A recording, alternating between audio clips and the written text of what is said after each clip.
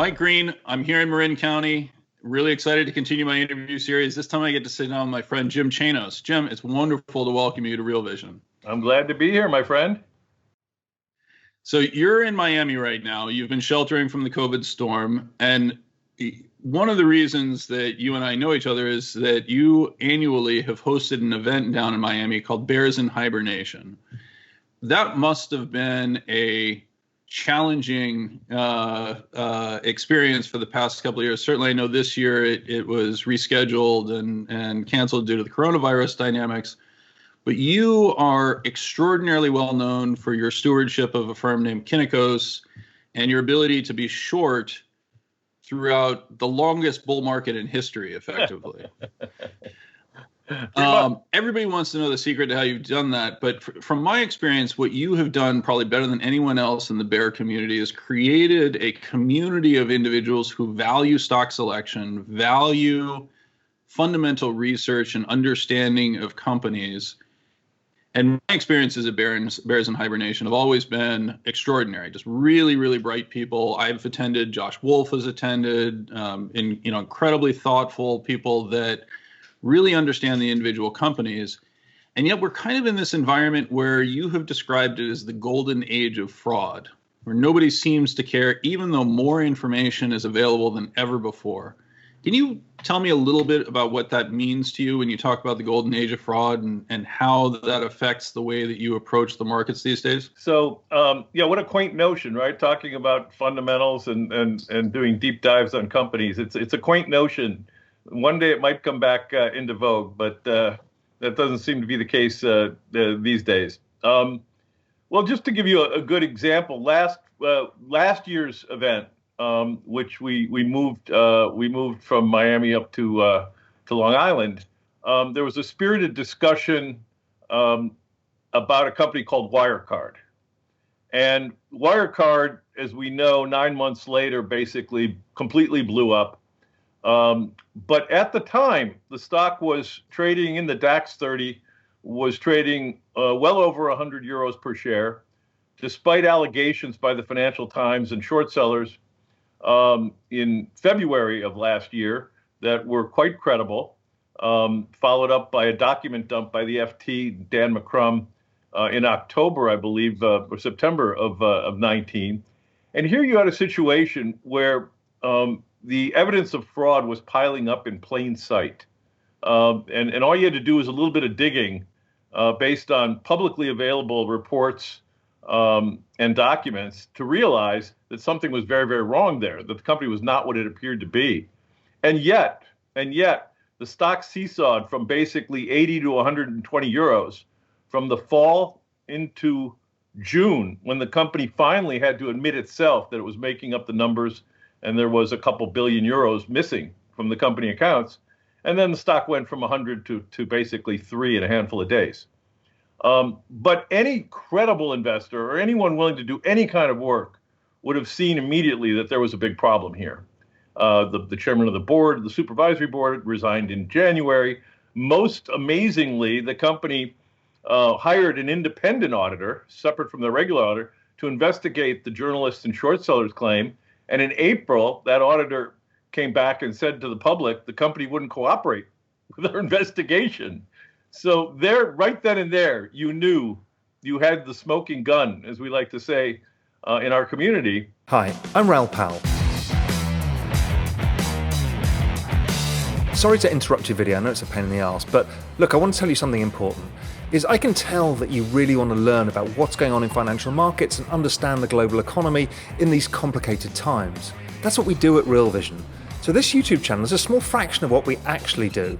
You should really come over to realvision.com and see the 20 or so videos a week that we produce of this kind of quality of content, the deep analysis and understanding of the world around us.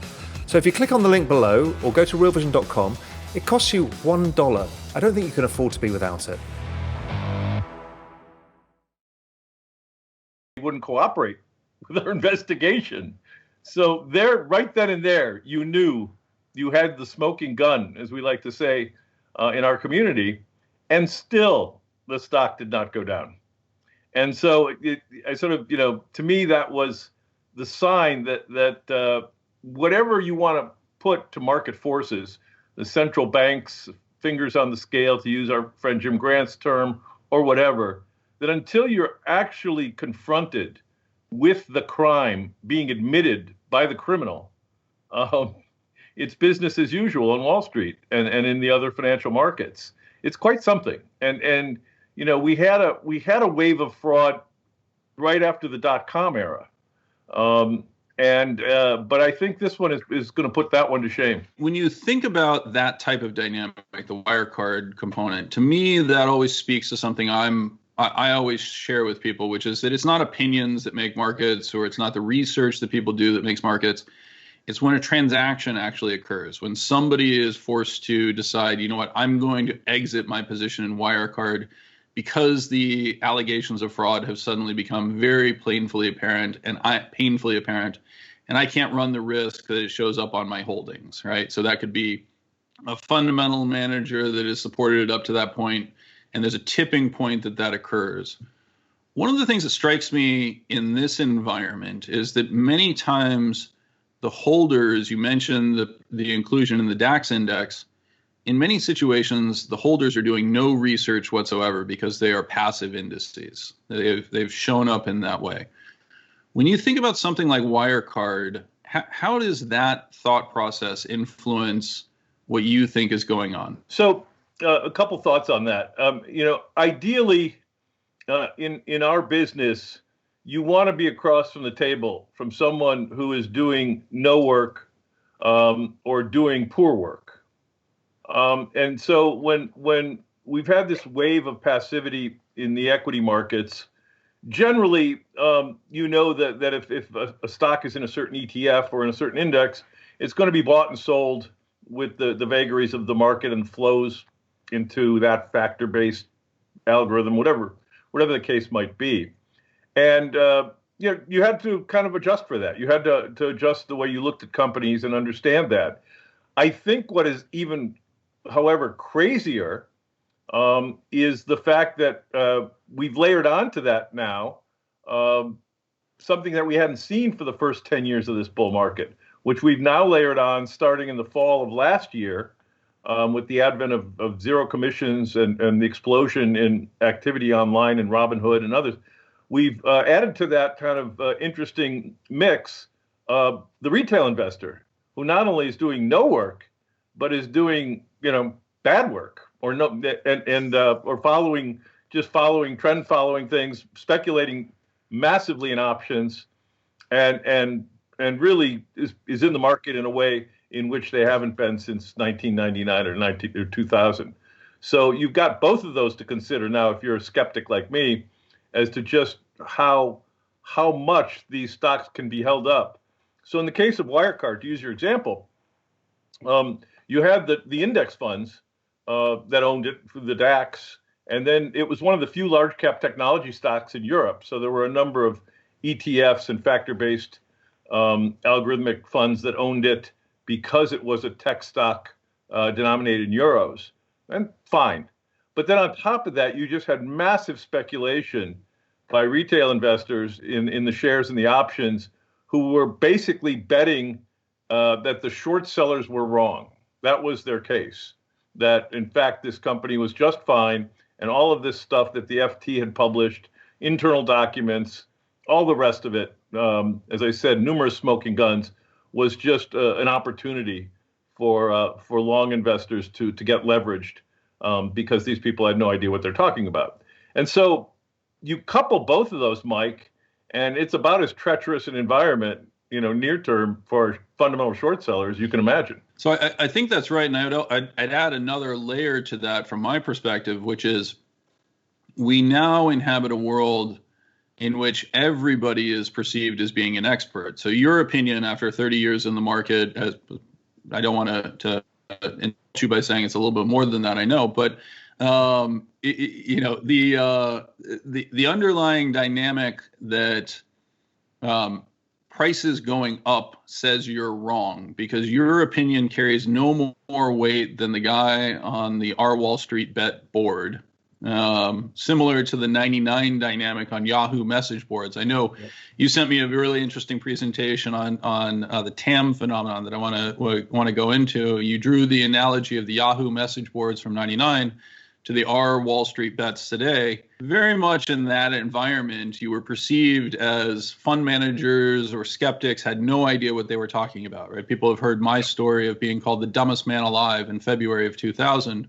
for not understanding, the inevitability of the new economy soaring while the old economy crashed, right? Right. You have those same dynamics, but ultimately we have an additional layer to it today, which is if the price is going up, then the short sellers must be wrong. It goes back even further. I mean, you and I remember February 2000 very well. But I mean, if you go back to Adam Smith, George Goodman's seminal book, The Money Game from 1969, 68, the go-go market of the 60s, and the old-timers lamented that you had to have a kid running your portfolio because only the kids understood that you could buy the electronic stocks and the bowling center stocks and the conglomerates at any price, whereas the old graybeards were looking at things like dividend yield, cash flows, things like that. And so we see this over and over and over again in market cycles where those with the least experience, because of recency, have the best experience, right? They only know an up market, and they only know that on top of an up market, you can leverage returns in an up market by using margin or options.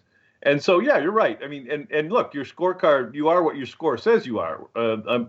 I'm realist enough to know that.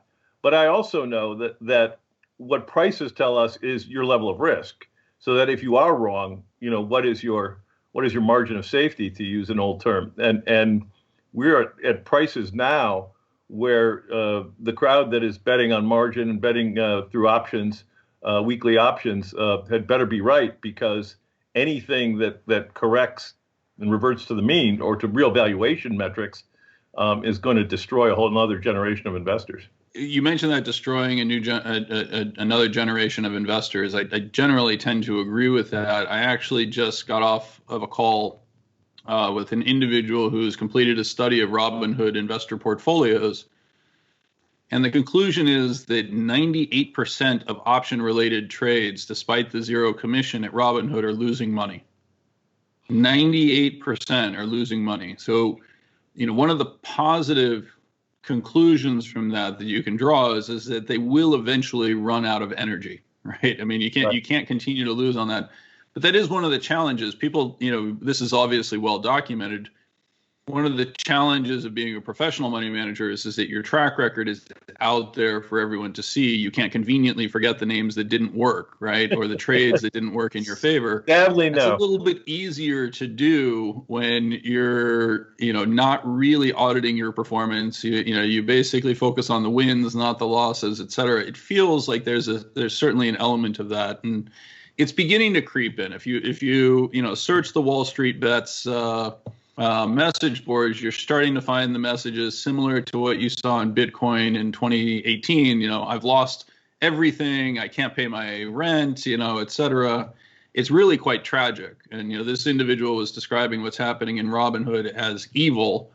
I don't know that I would describe it in quite that stark of a term, but the implications of it, I think, are ultimately going to be very similar to what we experienced in 2000, which is a general loss of interest, enthusiasm, et cetera, for any form of active investing. It strikes me as quite concerning. It is, and we can even go beyond that, in that you really are also seeing, because of now the advent of equity issuance again, and some of the vehicles that we're probably going to talk about, is that you're also seeing, again, a transfer of wealth from people who probably can least afford it or don't understand what they're doing to corporate insiders and promoters.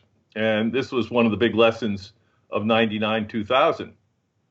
And I think that it's also one of the reasons why the backlash to fraud is always so great. And so I teach a course, as you know, on the history of financial market fraud. And the fraud cycle always follows the financial cycle and business cycle, but with a lag. And the longer the bull market and expansion goes on, the more people begin to drop, their sense of disbelief and begin to believe things that are too good to be true. But the corollary to that is that the greatest defense attorney and the harshest prosecutor for a company is its stock price. Because as long as stock prices are going up, no one really cares that the company's massaging its numbers or playing games with pro forma or outright fraud. But the minute people start losing money in a big way, they begin to basically say, well, it wasn't my insane levels of leverage or didn't understand what I was doing when I bought Enron. It's actually, management are crooks and they stole from me, and you better do something about this. And so that is still ahead of us in this cycle. But my point, I guess, is that people are going to do crazy things.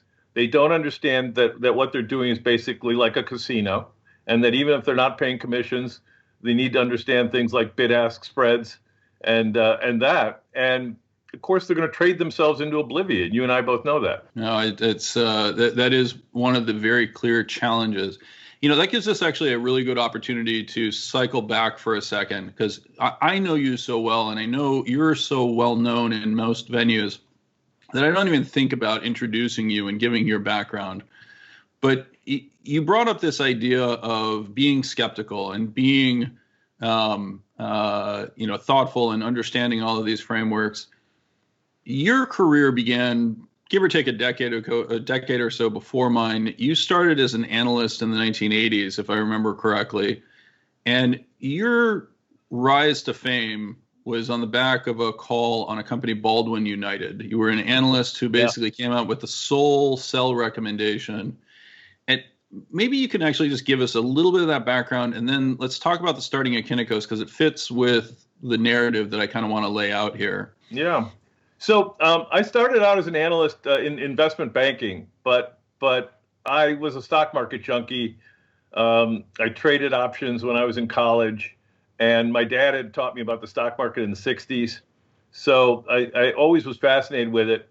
And every hour at lunch, I'd go down the hall at Blythe Eastman Payne Weber and spend some time with the manager of the brokerage operation, and we'd talk stocks. This was in 1980. And a year or so later, he said, hey, by the way, I closed the door. My partner and I in New York are actually going to start our own retail brokerage firm. Would you want to join us as an analyst? And I loved it because, doing deal books all day long for the investment banking side of the business was just not my idea of a great time. So I joined him in Chicago. There's a little firm called Guilford Securities. And the first company I was asked to take a look at was this financial conglomerate called Baldwin-United, the old Baldwin Piano Company. Mm-hmm. And the CEO, Morley Thompson, had transformed it aggressively into a financial services company. And again, shades of 20 years later, Fortune hailed it as one of America's most innovative companies. And it was beloved by all the analysts and had a track record of fantastic earnings growth, all on the back of selling annuities.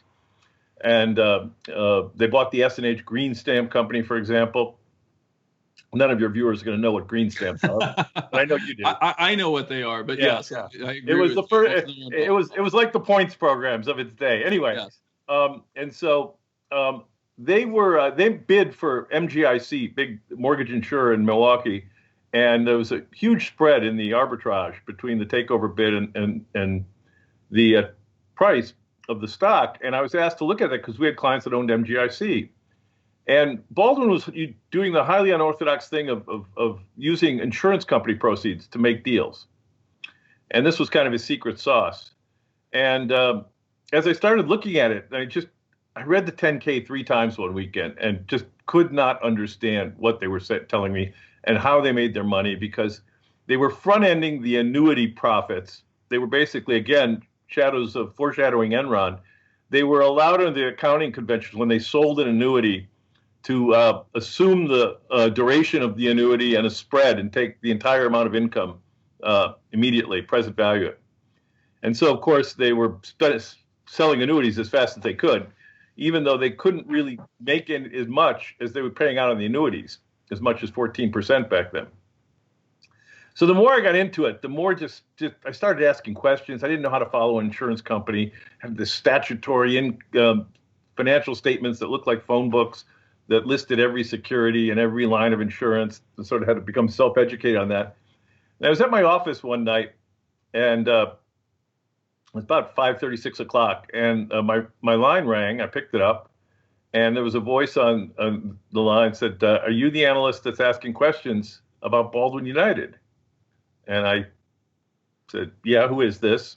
And the voice on the other end said, "It's not important who this is. Do you know that there are publicly available files in the state of Arkansas in the insurance department?" "No, I didn't know that. Who is this?" "You should get a copy of those files. I think you'll find them interesting." Click. So it's like, wow, this is like 8 years after Watergate, and I just got a deep throat phone call. So I went into my boss's office the next morning to tell him about this phone call, and of course, he immediately said, "Were you drinking?" And I assured him, I think maybe we should just hire an attorney in Little Rock and just go get the files and see what's in them. So we did that, and a few days later, we got a FedEx of just all these documents. And sure enough, the insurance regulators in Arkansas, where Baldwin had most of its insurance subsidiaries, had realized belatedly that they had basically been hoodwinked by the company and had let this guy do too much with the insurance proceeds. And were screaming for more capital. We're going to have a special examination. They had hired a former New York State Insurance Department Superintendent, Richard Stewart, to go look at the company. And basically, you read these documents and you realize that the company was on fire. I mean, literally, that the insurance companies were insolvent. And so we put out a research report a few weeks later documenting our findings, the fact that the company was aggressively accounting for the annuities, that there were regulatory concerns, blah, blah, blah, blah, blah. And I put out a sell saying, sell the stock at 24, and enterprising investors could consider a short sale. Well, the stock proceeded to double over the next sort of 3 months.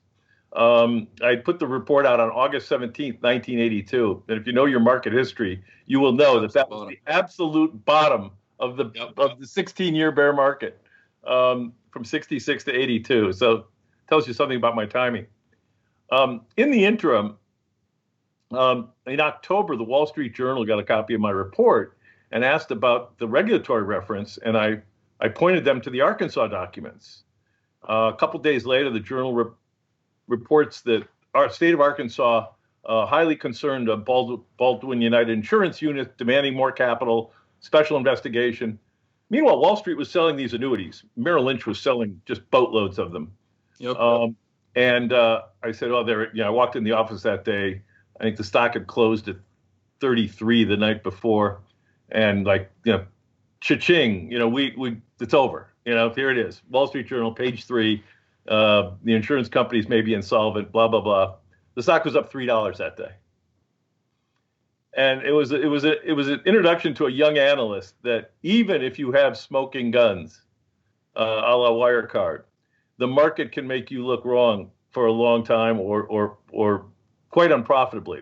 So the stock was going to put on another $20 between then and the first week of December. And then Forbes came out and published some further really damning stuff. And the stock finally broke. The state of Arkansas moved in on Christmas Eve of 82 and seized the insurance companies, as it had threatened to do. And Baldwin became the largest bankruptcy in U.S. corporate history at that point, a couple months later. And yet, there it was, all in public, published in the Wall Street Journal, documents available for anyone to see, and the stock basically continued to trade like it was a world beater for better part of 6 months. So just very quickly, when you think about that Baldwin-United dynamic, there's a couple of things that you hit on there that I think tend to be fairly common in this. It applies to Wirecard as well.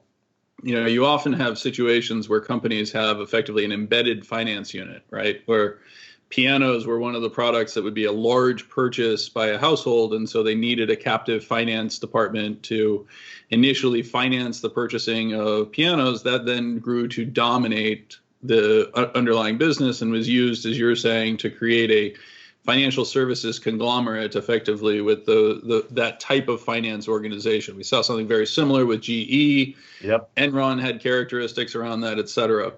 When you think about that tension, right, between you make the articulation and you identify the clear fraud and the market signal, how do you think about stop losses? How do you think about acknowledging the risk that you could be wrong in your analysis? Even if it's that clear, you had to have been, your boss had to at some point be coming into your office and saying, hey, Jim, I know that you did the work on this and I've seen the documents myself, but is it possible that you missed something, right? How do you think about that dynamic? Well, in that case, I had a boss who ran cover for me because the New York partner wanted to fire my rear end when the stock, hit 50. Because we did have hedge funds. We had New York hedge funds, well-known people who were short the stock, and on our recommendation, were getting killed. And so my head was going to be on a platter. And to his credit, my boss in Chicago said, no, I've seen the work. I've seen the documents. The kid is right. Now, when you're running money on your own, you don't have anybody that other than your clients and your track record and your results. And so there it's a different animal. And so there are really two ways to handle risk on the short side in an equity portfolio. One is stop losses, and the other is percent of capital allocation, or some combination of the two. We've always used the latter. Individual ideas are so volatile that almost any stop you might set to take yourself out of a position is going to get hit. Certainly, I think almost any of our greatest hits, like Baldwin or Enron, would have probably stopped us out at some point. And for me, anyway, it's very hard to re-enter, when you've been stopped out. Now, what we found to be better is a percent of capital. We don't let any one position ever get to be above 5%, but practically, 3 and 4% is a big position for us in a diversified portfolio. And so, in a case of a company that we love, where we think we're right, but it goes against us, we'll have to trim the position and to keep it into our risk parameters. But you have to understand that if you have to trim it on the way up, but it's the same terrible idea, you have to be willing to add, as it's working. So the big example I can give you on that in our portfolio recently was a little company called Valeant. And I think you remember I gave Valeant as one of my ideas at our Bears conference. I do. In February of 14, and it was $130 at that point, and was on its way to $260 a year later, and we had to cover stock at 180 and 200 and I think 210. Basically, the position got too big, but we added to it on the way back down when finally what we thought would happen happened, and ended up covering position between 10 and 15. And so, yeah, you can be wrong. I would have hated to be completely stopped out of Valeant, given the work we had done and how well we had documented it. And just, what a complete variant view that was with the rest of the hedge fund community. It really was one for the ages. I think I do say, and I do believe, I think Valeant is the largest single stock loss in hedge fund history. At the peak, it had about a $90 billion market cap, and hedge funds owned about half of the capitalization. Yeah, I mean that's one of the challenges, right? When you have a management team like you had with Valeant that is, let's put it politely and say that there's a little bit of wink, wink, nod, nod chumminess with an investor community. Hedge funds are often looking for an element of edge, and that tightness can encourage people to think that they have information that others may not, right? That was certainly my perception on what was playing out in Valeant and the enthusiasm for it in the hedge fund space. So you went from Baldwin-United and you continued to be an analyst for a couple of years, and then you launched Kynikos, and you did something that was different than anyone else had ever done on the short selling side. And I think this actually speaks to one of the phenomenon that I often talk about in my interviews with people is it's a combination of the right place at the right time with the right innovations, right? So a long short fund, those had been in existence since the 1940s, right? Right. A dedicated short seller fund, particularly in the 1980s, I think was really challenging. And you took advantage of an insight that I think very few people appreciated at that point in time, which is, as I understand what Kynikos did, you X'd out your short position by buying S&P futures. You effectively gave a market neutral without having to focus on picking long stocks. Is that a fair analysis? It's almost fair, and the timing's a little off. So we didn't get that smart until the mid 90s. Okay. So we had the short only business from 85 on, and caught a great wave of performance from 85 to 90 on the back of Drexel Burnham Lambert, commercial real estate. Maybe more on that later, and a variety of just interesting ideas, idiosyncratic ideas. The roof caved in when the market took off in 91 from 95. And there was no place to hide on the short side, and everything went up. I think the Russell might have been up 80 or 90% in 1991, and something like that. Anyway, we had a wonderful client that was a big part of our business. And they gave us a big vote of confidence in 1995, 96.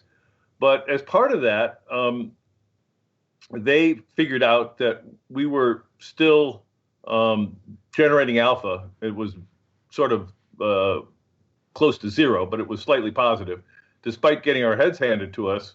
And they said, why don't we structure something where you basically are long the market and short your stocks, and we'll compensate you that way. And that's how they ran the portfolio. We selected the shorts for them, and then we ended up doing ourselves directly. So we have really two businesses, Mike. We have the short only business, U.S. and global, and that's for people that already have the longs. I mean, pension funds, family offices that have lots of embedded long exposure, and often they'll just contribute existing longs as collateral for that account, and then we'll just keep score on a relative basis. Mm-hmm. And then for the people who don't want to do that, I mean, we actually could do the hedge for them. Generally, it's passive. We're just trying to take the systematic risk out of the portfolio and isolate the idiosyncratic risk, because that's how you make your money. And so we figured that out. And whereas most hedge funds sort of go at it from the other end of the telescope, they buy stocks and then they use indices to hedge. We always thought there was a higher alpha generating possibility based on what we do on the short side. So we're willing to give up the alpha on the long side and just hedge the market risk out and try to isolate the short alpha. One of the ironies, of course, is by buying S&P futures, you have effectively bought into the greatest alpha creation vehicle on the planet for the past 25 years. Yes, I'm one of the villains in your story, I guess. That's okay. No, I find it interesting, though, because in part that same time period, 94, 95, was broadly when S&P futures began to be adopted by the long-only community on the index front as well, thanks to the 94 derivative report from the SEC, the Harvey Pitt SEC, right? So mutual funds, index providers were actually cleared to begin using the S&P futures to replicate their position, so they didn't have to buy every single stock when they came into the market. And, regular viewers, and I know you have heard kind of my analysis that this is really what kicked off the .com cycle more than anything else because of the improper index construction at that time. But I do think that it was a brilliant innovation, effectively saying, look, we can create alpha without having to constantly be short the market. And I want to emphasize that. I just completed an interview with a young portfolio manager who's in the process of building his business, Dan McMurtry at Tyro Partners, who as Super Magatu on Twitter. Dan has come into the industry and it has taken advantage of some of these innovations to allow him to start the process of breaking in and building. I would put you in that same group where you effectively said, look, this is not a sustainable business unless we make these adjustments. And I think there's no question that innovation had a huge impact on the success of Kynikos and the success of yourself. And I just want to emphasize that for people, that you need to, as you're thinking about this business, you need to separate genius in stock picking from genius in business formation or genius in underlying business approach. And I candidly will give you props for having a combination of the two. I thought you were even more innovative because you'd done it earlier, but the observation that you also got that from your client, to me, speaks to the importance of that relationship that you had with a client, that a client would say, hey, why don't you do this? And I think that emphasizes some of the stuff I've said before.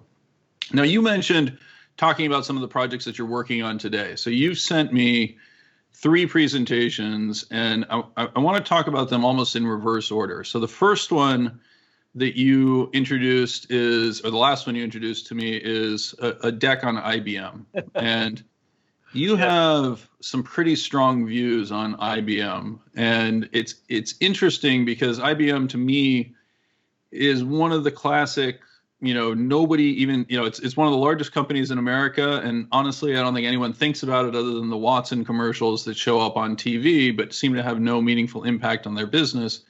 Maybe you can lay out the thought process on what you're thinking about as IBM as a challenged company for today's environment. Yeah, I would note, by the way, that you used to see the Watson ads, and it was all about like curing cancer and going to Mars and things like that. And now they basically sponsor the betting shows on the NFL on Sunday morning. Yeah. So maybe Watson can help you beat the spread.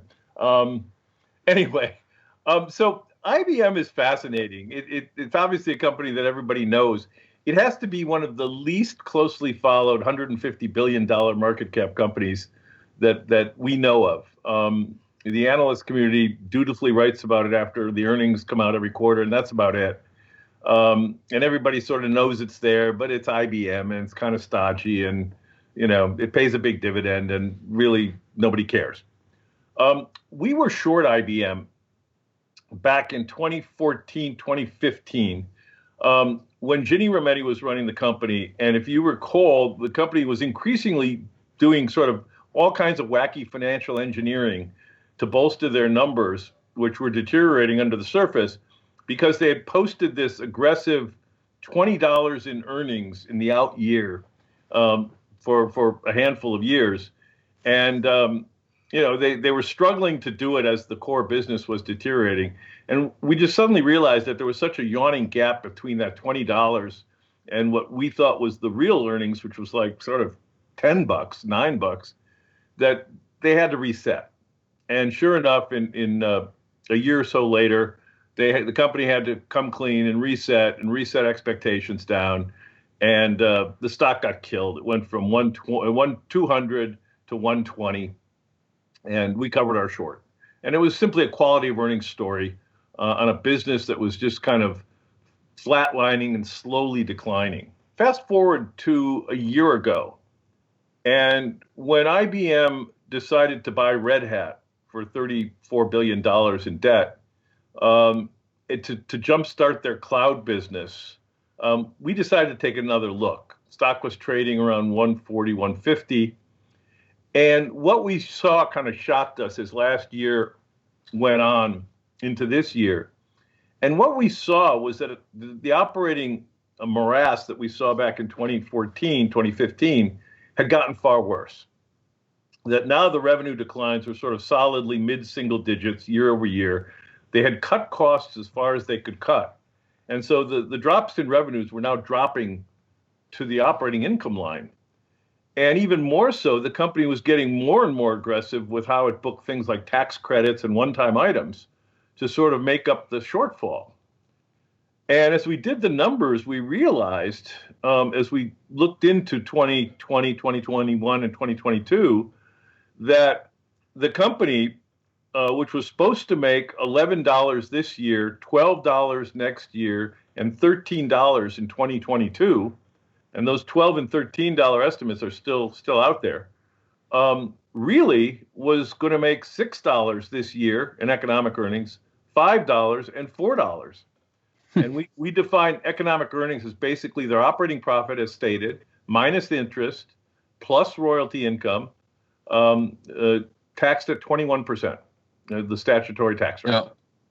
And that there would be, maybe they could finesse turning the $11 into from $6 this year, and they're doing it through a bunch of charges that they're going to call extraordinary.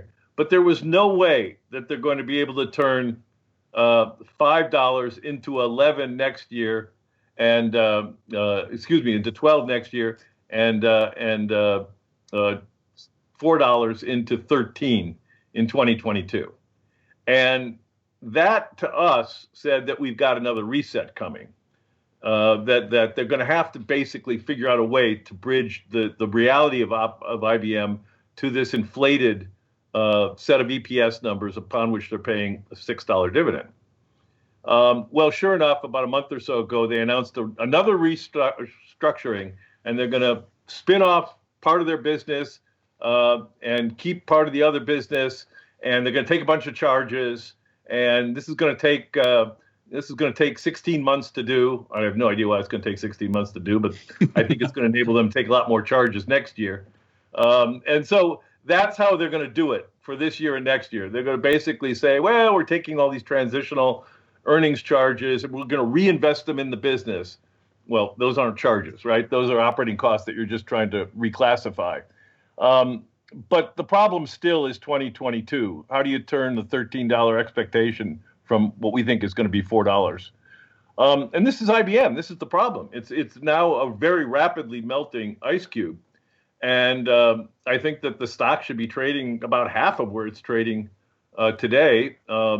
Clearly, the dividend is holding it up, but at some point, the board is not going to be able to ignore reality and realize that they're paying out more than 100% of their real earnings in dividends. So the company's not reducing debt. It has $50 billion in debt, and the business is shrinking. And I like to joke that they call themselves a cloud company, but they're actually the cloud is their nemesis, not their business. The cloud is killing them.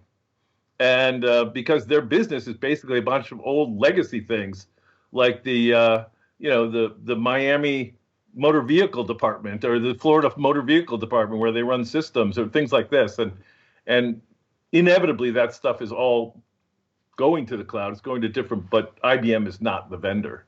It's other companies. So that's actually one of the things that I would highlight that I think is so interesting about an IBM. I was talking with John Burbank last week, and he highlighted coronavirus as the single greatest technology adoption migration that's ever happened, right? Or impetus to rapid technology migration. If you're a corporation and you were ever thinking about when do I make changes, when do I restructure my operations, when do I switch these things out, this is it, right? I mean, things can't be done on mainframes that can be done in the modern cloud systems, et cetera. There's a lot of resistance to pulling that out, but much of that seems to have evaporated. And it strikes me that ice cube could start to melt very, very quickly. Yeah, I think, well, and look, for the fourth quarter coming up, revenue is going to be down 5% year over year. And it's just, I mean, it's happening. And it's happening in slow motion, but it's happening.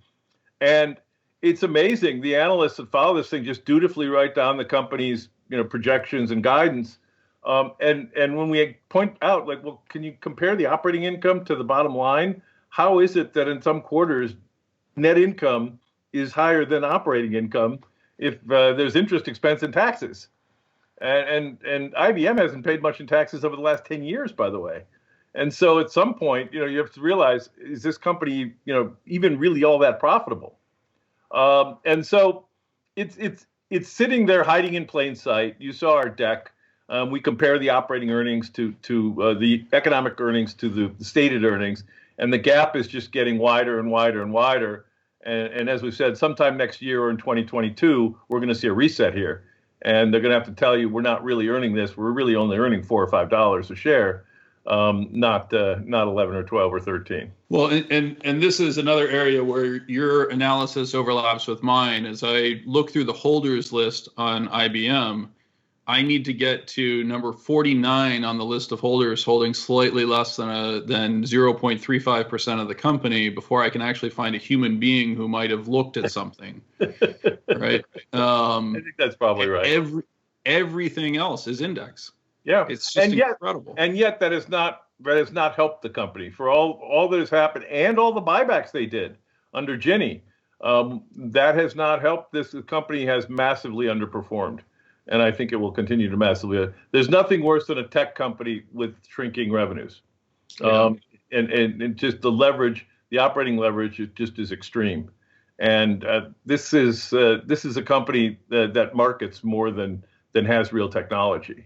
And all you need to do is spend an hour with the financials. And this one's not rocket science. You'll see it right away.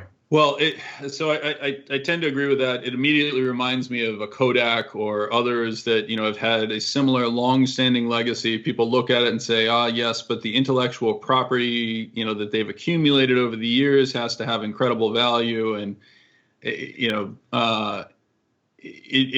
is very hard to see how I can't disagree with you on this at all. And again, it's a really nice overlap with my stuff where I just don't think there's another human being that's looking at it. I just think it's really absurd. The other problem the value guys do is they take a look and they'll say, well, wait a minute. If you look at the free cash flow, if you look at the operating cash flow minus the CapEx, they're covering their dividend. They're making enough to pay off. And I point out, well, wait a minute. If the revenues are still shrinking and they did a $35 billion acquisition last year, and they did a couple of big ones a few years back, I think your acquisitions are your R&D, and so you basically have to deduct them from your cash flow if revenues aren't growing, right? If the company's still shrinking and you're doing all these deals, then you are buying part of your growth in effect, or your revenues would be shrinking even more. And so at the end of the day, there is no free cash flow here. And then the company obviously has gotten more and more levered up. So that gives us a great segue into the next idea that I wanted to chat about, which is you used a phrase TAMSanity, right? Which refers to the total addressable market. And this is another area where we are seeing very clear emphasis on growth in an environment, and it has created its own narrative that the reason large cap growth stocks are going up is because investors are desperate to find some element of growth in the market. And as a result, of course, investor communications at large companies have become about identifying the nearly unlimited growth opportunities that exist, right? Forget the fact for example, that Apple really hasn't grown revenues at all, but the total addressable market, TAM, mantra has become extraordinary. And maybe you could share some thoughts on how that's used, how you think about it. We'll make sure to include in the materials, you have a graph that shows the frequency of the use of the phrase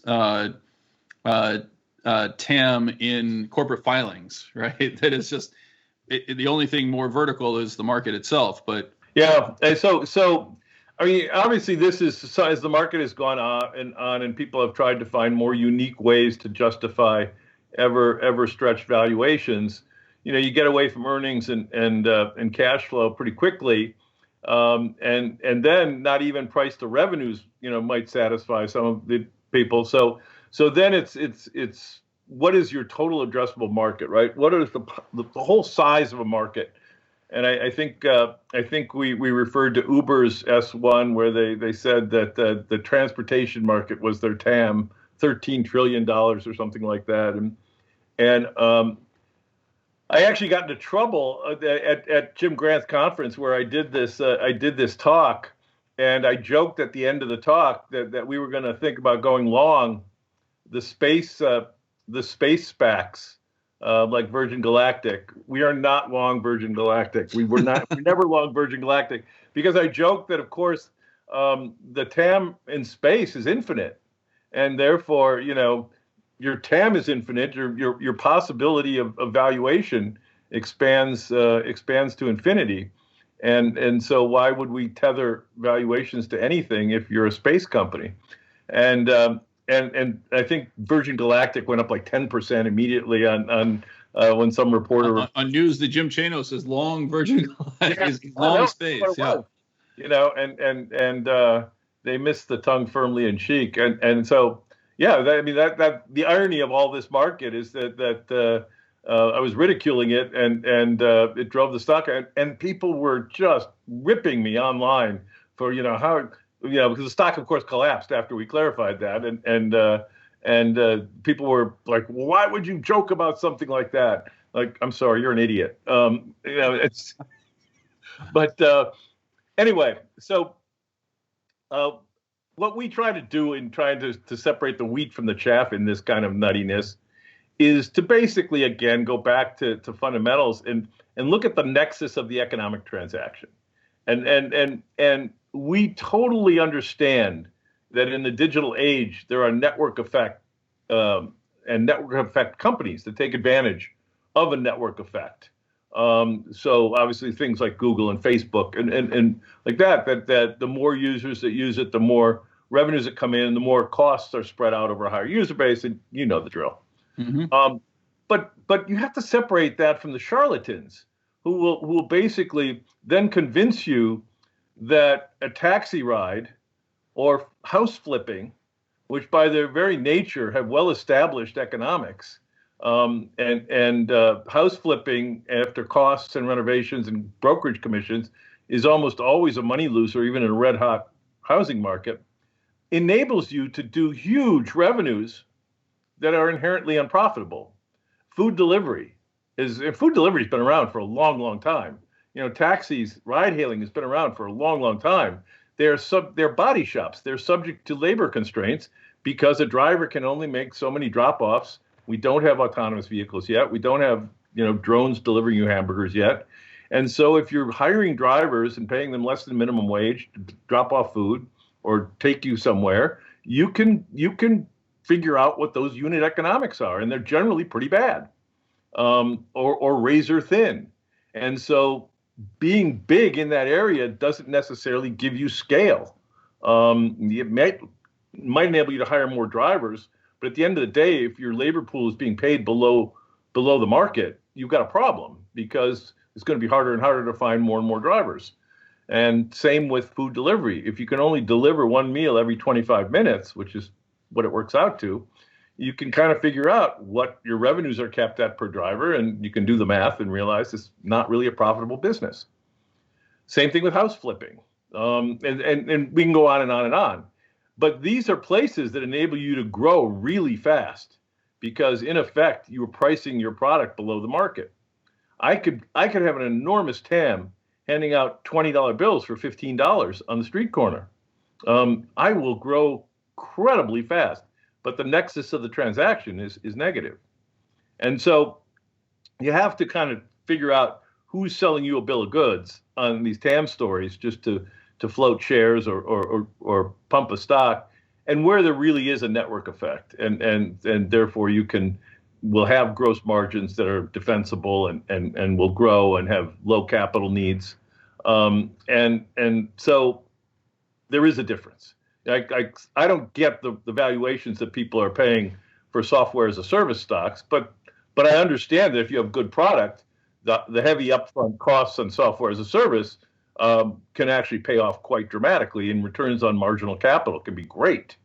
But that isn't happening in food delivery, right? I mean, you need more and more bodies to generate what you're doing, and the margins in the restaurant business are tiny to non-existent, and when you deliver from a restaurant, basically it's not the restaurant and the consumer anymore, it's two other hands out. It's the driver and the platform company. And it's just not enough money in that transaction to make everybody profitable. And so this is the inherent insanity of the TAM type stories, because we've gone from network effect to negative transaction economics. Well, and so taking that example, part of what I would argue has occurred is it's not a network effect, right? When I own a restaurant and I sign up for a delivery service, they are one subsidizing to attract my business and be able to show that they're growing their content in the same way that a Facebook or a Twitter, for example, is in many ways trying to attract people onto their platform to create those network effects, right? So I'm in effect paying the restaurant. The restaurant responds to it by saying, this is fantastic. I've now got somebody who's willing to deliver my food for free in order to, build their business and create the value for the quote unquote value for their investors and shareholders. So of course I'm going to sign up. The employee is signing up, the delivery driver is signing up for a very similar reason. It allows them to have a job that pays them something close to minimum wage or slightly better with much greater flexibility around their business model, and allows them to utilize a resource, at least in the initial stages of the gig economy, that was something they already had, right? In the 2008, 2009 environment, you had high unemployment and lots of people who had cars.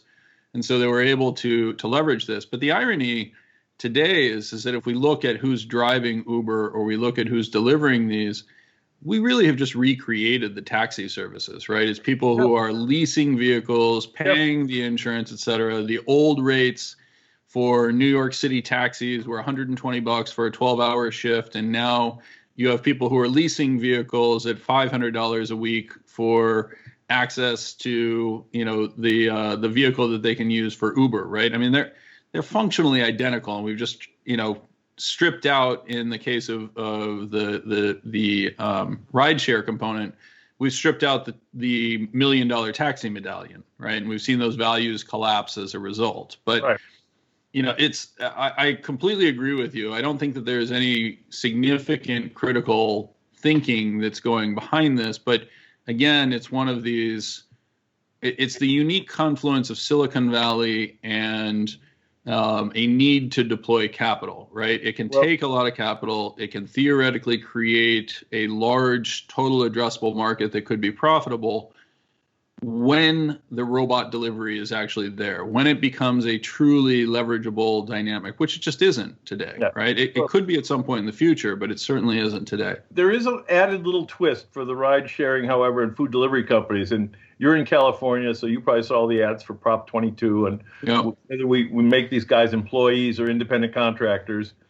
But the part of the story that they didn't tell you, neither the gig economy companies or the drivers, and a driver here in Miami tipped me off on this last year because I was asking him, but we got to talking about the economics, and I said, well, then of course you've got your self-employment taxes, and you have to pay 15.3%. All of the Medicare and Social Security you're responsible for, and he laughed and he said, I don't pay any taxes. And I said, well, look, I don't want to get in, I don't want to cast aspersions. But, obviously you are on the hook for that. He said, look, I don't, no one gets reported anything.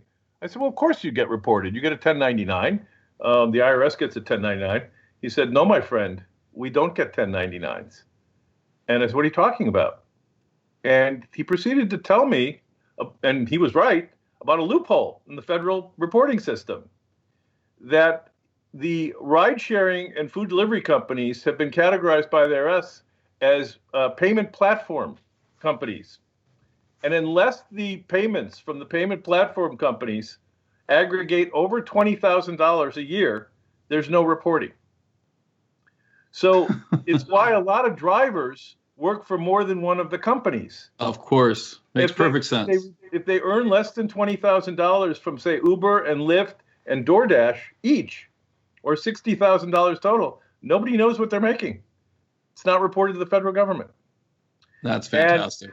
And when you ask Uber or Lyft about this, they'll say, well, what the drivers do is up to their themselves. I actually tweeted about this a few days ago. You can actually go to the Uber website, and they explain what 1099K responsibility is. And they basically say, if we pay you less than $20,000 a year, we don't report it.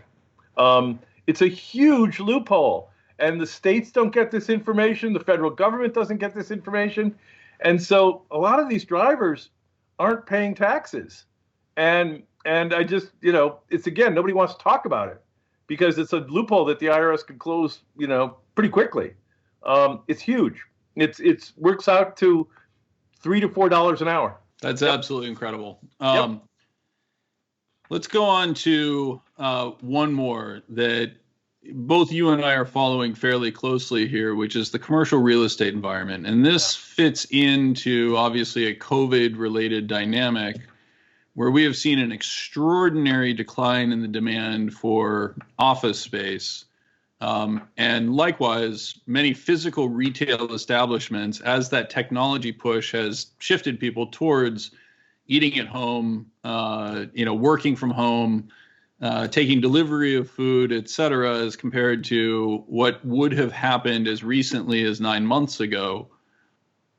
Is this simply a COVID trade, or is COVID the catalyst here? Tell us about what you're thinking. You referenced earlier that the COVID technology acceleration. And we started looking at this a while ago, pre-COVID. If you take a look at the publicly traded real estate companies, most of them saw peaks in net operating income, which is the core sort of metric we use, which is building cash flow. Sort of basically EBITDA, but for corporate overhead. Most of the office and mixed use and retail REITs peaked in 2018. Certainly retail may have peaked even earlier, 2016, 2017. The basic problem is we have a lot of space in this country, and we've been building a lot of it since the GFC.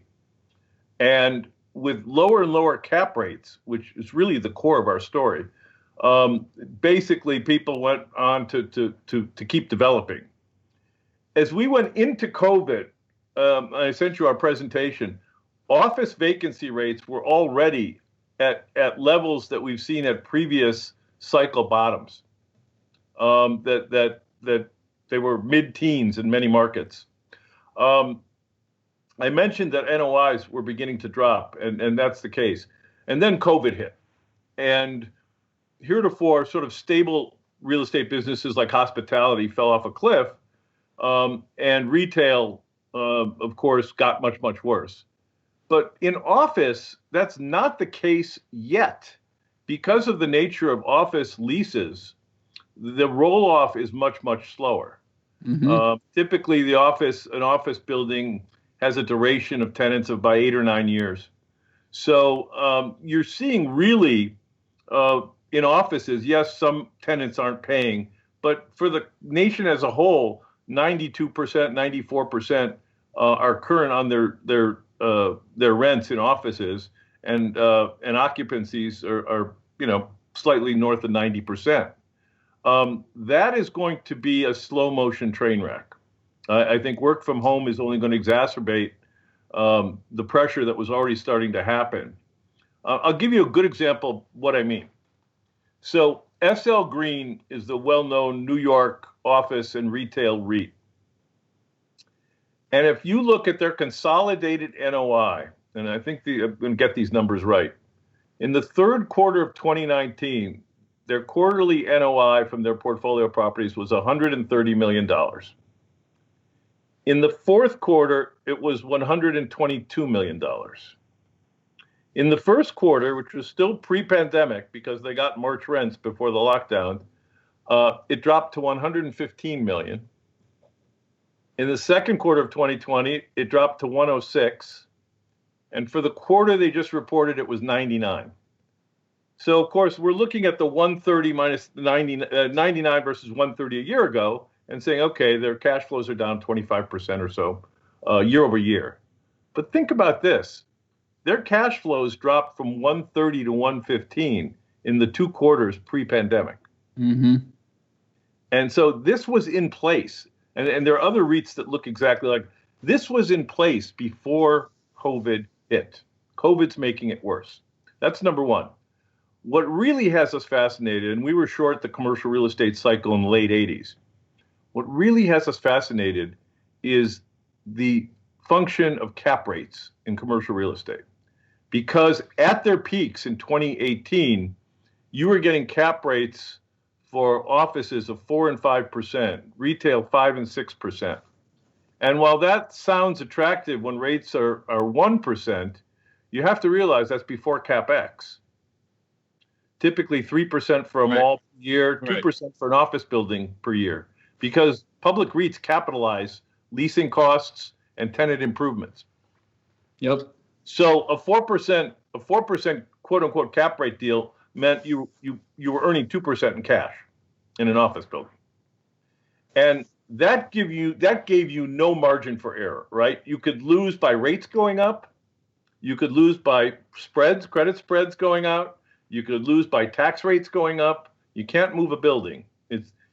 And what we've noticed now is with the drop in NOIs, something has happened that no one counted on: volatility in the cash flow of the asset. Prior to this, it was just you raised your rents a couple % a year. It was like clipping coupons. It's not like clipping coupons anymore. There's all kinds of new risks to the asset. Well, and to your point about the shrinking dynamic that was going on, right? So this is very clearly a combination of lower revenues per square foot, particularly in the retail side, right? So that had been delayed for an extended period of time due to the debt covenants that existed on many of the individual properties. There's been strong resistance. This is for someone who's been to New York City pre-COVID. You saw a remarkable rise in vacancy rates. This is largely tied to the fact that if you lowered your rents, you actually triggered covenants in your debt contracts on the specific property. And as a result, it was more profitable to sit vacant and actually pretend that you were going to receive those rents. That appeared to break somewhere in 2019, and you started to see some of those dynamics begin to flow through in terms of the deteriorating components, right? Now, the office space, yes, they're having trouble filling new office space or filling replacement office space because of the dynamics of the coronavirus and the pandemic. But as you point out, that doesn't show up for 6 to 8 years, right? So it's going to be a slow roll. It's going to be a slow roll. Yeah, but it's going to happen. And then, you hear things like the Raytheon CEO a week ago telling people, well, no matter what happens with a vaccine, we need 25. We've already done the numbers for our company, and we have offices and complexes all over the country. Our actual square footage needs for office is going to be down 25%. So there you have a very typical Fortune 500 company saying, whatever happens, if we needed 1 million square feet to do our job, we need 750,000 square feet going forward. And I think there are lots of companies that are looking at that and making that same decision as things go forward. And I think that is going to weigh on the NOIs of these projects. So let me give the viewer an analog as a way to think about commercial real estate right now.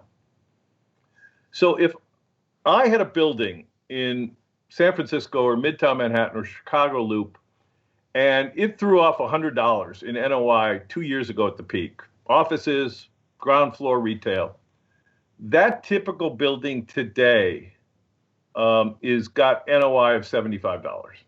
Rents have come down, retail's come down, operating costs have stayed flat. In 2018, I would have had to pay $2,000 for that, 5% cap rate on $100 NOI. And I could probably get a 50%, maybe 60% first mortgage, and maybe 10% more in mezzanine finance. So I'd be putting up anywhere from $600 to $800 in equity and be borrowing the rest to get me to $2,000. Mm-hmm. That $75 today is in a environment of a 6% cap rate. In that, cap rates have generally gone up about 100 basis points post-COVID, although the rally this past Monday, Tuesday has brought that back down a little bit.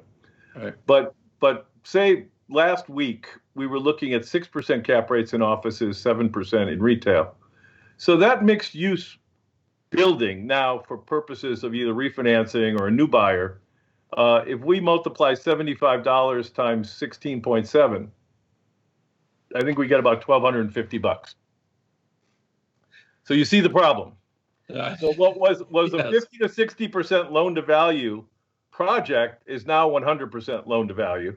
Yeah. The equity's been wiped out or is down 80%. And we're now facing most likely another 20% plus drop in NOI from mid 2020 to mid 2021. So our NOI next year is going to be $60 on that building. And this is the inherent problem. It's not so much cap rates. Those are bad enough. It's that the cash flows are now structurally beginning to drop for buildings. And it may turn around, but it may not. I would point out to you, Mike, I paid at 712 Fifth Avenue, when I signed my first Midtown office lease in 1990, I paid, I think, the outrageous price per square foot of about $42 a square foot. There is sublease space now in Midtown Manhattan in Class A office space available at $30 a square foot. Wow. And you probably, asking rents are still around 70 something. You can probably sign a new lease for probably 55 to 60. And I paid 42 in 1990. So for those of you that think this is even a great inflation hedge, you might want to rethink that. That was 30 years ago. And so I think that commercial real estate as a safe asset class, diversifier instead of bonds, I think that's really the crux of our story. That's going to get a completely, new look in terms of from lenders and equity buyers. And I think that the rate of return needed to compensate for risk is going to have to go up from 5 and 6%. And as cash flows are going down, and the impact on equity values is stunning when the movie runs in reverse and leverage. You know what happens. I think again, it goes back to one of the initial comments we made, right? It goes, credit and debt have an interesting dynamic to them when it comes to equity investing, right? It's a lot of people are drawn to the short side because they say this company is overvalued, right? Well, overvaluation doesn't create a catalyst. Right. A debt contract creates a catalyst. If you cannot refinance, if you cannot fulfill the obligations of your debt contract, then you are forced into a transaction similar to other stuff, or forced into an action similar to other stuff we've talked about. You brought up the IBM dividend as providing support. I would highlight on an SL Green, for example, it is heavily, heavily owned by dividend yielding and real estate funds, et cetera. And so if they are forced to cut that dividend, yep, you actually enter into an environment in which you could see forced liquidation from passive holders. I mean, this is one of those examples where Vanguard holds 18% of the company. Yeah, and I'm sure you've shared your analysis with the Vanguard analysts that are covering this, right? It's actually I haven't, but that's okay. Maybe it's because I'm going to try to make you feel better about their unwillingness to reach out to you. They don't have it. They don't have one. I know. So, but this is one of those dynamics where when they are forced to accept this, when they are forced to change their dividend, when they are forced into a situation, they can get kicked out of an index and create forced selling with no ready buyer to this. So this is one of those that's going to be very interesting to watch. My bias would say that this is going to be similar to a Wirecard, that it suspends itself, in kind of a magical format, and then just cracks horrifically. The one difference, Mike, I would tell you, I was out with some investors, real estate investors last night here in Miami, and I was sort of walking them through the case, and they were stunned that the public market REITs were still trading at the valuation numbers I told them, because as I put in the deck, commercial real estate in the U.S. is a monstrously large asset class. It's $17 trillion. And the debt alone on that is probably about 10 trillion. And the debt in the troubled areas, offices, retail, hospitality, urban center, multifamily, probably $5 to $6 trillion. Now, to put that in perspective, the losses in the commercial real estate bust of the late 80s, the S&L bust, totaled about $800 billion, which almost sounds like a quaint amount in this day and age. It was big back then. Yeah, it was 15% of GDP back then, because our GDP was only about $5.5 trillion. Subprime mortgage loans and Alt-A and pick-a rate loans totaled a little bit under $2 trillion in 2007. Now, not all of them went bad, as you know, but that $2 trillion number was also, interestingly, about 15% of GDP in 2007. Our GDP was 13.5 trillion then. That $5 and $6 trillion number of debt on troubled commercial real estate assets, that's pushing 30% of GDP right now. This is a very big issue. It is not a systemic issue in that our largest banks generally do not have a lot of this stuff. It's much more diffuse in the regional banks and in insurance portfolios and hedge fund portfolios through CMBS. But there is a lot of this paper out there that's radioactive that is hopefully going to get refinanced. And so the equity markets can kind of ignore it for a while. But if buildings are now trading, I just saw a refinance in Manhattan down in the financial district that was done at $450 a square foot. And the previous transaction for the building was at $750 a square foot. This is going to be hard to ignore. And then if you get some marquee bankruptcies, and there are a couple I can think of that are probably looming, it's going to catch people's attention. So if I look at the debt, for example, on SL Green, and I just pull it up quickly, most of it's trading at or above par. Yeah. Yeah. Do you think that the debt gets impaired, or do you think this is an equity story? Well, the REITs, the office REITs are blessed by actually reasonable leverage, right? That the fulcrum is the equity. Okay. Because they're only about 50% levered. Now, when we take a look at the off-balance sheet stuff, there's more. But just to give them as a cynic, just looking at the consolidated stuff, most of the office REITs have leverage levels that are okay. What they're not going to be able to do is keep paying the dividend, as you point out, and or show any earnings or fund FFO for the equity investors. Where people are more levered, of course, are in the private markets, mm-hmm. and in certain selected REITs. We're looking at SL Green and Vornado and Brookfield Properties because they're big. But there are a number of REITs in specialized sectors that are quite levered. And those are the ones that are sort of interest of us. One we're looking at has 45% of their tenants are movie theaters. They're having problems. Yeah, that might create challenges. Yeah, and there's one we're looking at in Europe where they're collecting almost none of their rents because they're a landlord to small restaurants and cafes in a city center. And so you can find. I mean, the good thing is this is a big asset class, and you can find public securities that just are kind of wacky. So let's start to wrap up on that, because you've been very generous with your time here, but I want to get your kind of thoughts on what happens when this cycle breaks, when the golden age of fraud begins to fall apart, right? And you and I have been doing this long enough to know that will inevitably happen. It's going to be different every time it does, right? So we can't get to pick the way the ending plays out. But what are your thoughts on what happens next? And I'm just going to caveat that with a couple of key concerns that I have, which is the industry. This has gone on so long now that I don't know who the next Jim Chanos is. I don't know who comes in to fill your shoes, very sizable ones, when we come out the other side of this. And it feels to me like we've lost so much in terms of research capability, thoughtfulness in the market, et cetera, that I don't entirely know how we recover from it, but I'd be interested in your reaction to that. What happens on the other side of this? Well, for the next cycle, I hope the next one is Jim Chanos. This is because I'm still doing this as I love it, but I don't know. I mean, as you said, every cycle is different, right? And what comes along that changes people's perception is different each time. I keep pointing out to people that and you remember this, in March of 2000, there was no catalyst. The market just stopped going up and started going down. And then, of course, everybody started looking in the rearview mirror.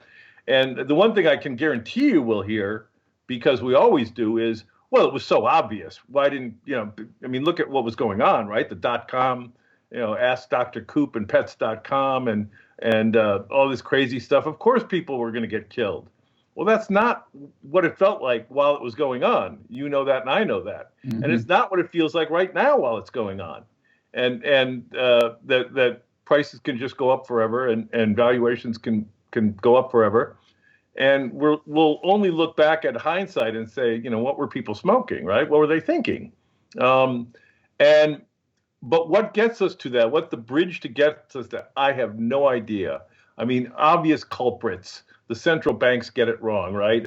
Or get it right and actually begin, fostering inflation and rates start going up. I mean, I don't think the average investor just realizes to what an extent the financialization of the economy that you've basically referenced has come on the back of, rates going from 14% to 0% in my career. I mean, that hides a lot of problems. And I think that's something that we have to, look at. But it could be political. I mean, it could just be, it could be the idea that the central banks using asset inflation or asset price stabilization as a policy part of the tripod is just fostering more and more outrage in areas of our economy. It could be something like that. Who knows? But what we do know is that valuations are set up to basically no margin of error. And that the losses will be severe in some areas where the silliness is the worst. Yeah, it's one of the things that I struggle with in communicating a lot of the thinking that I have. What I try to emphasize for people is that what they think of as value, SL Green would qualify. IBM with a 6% dividend yield would qualify.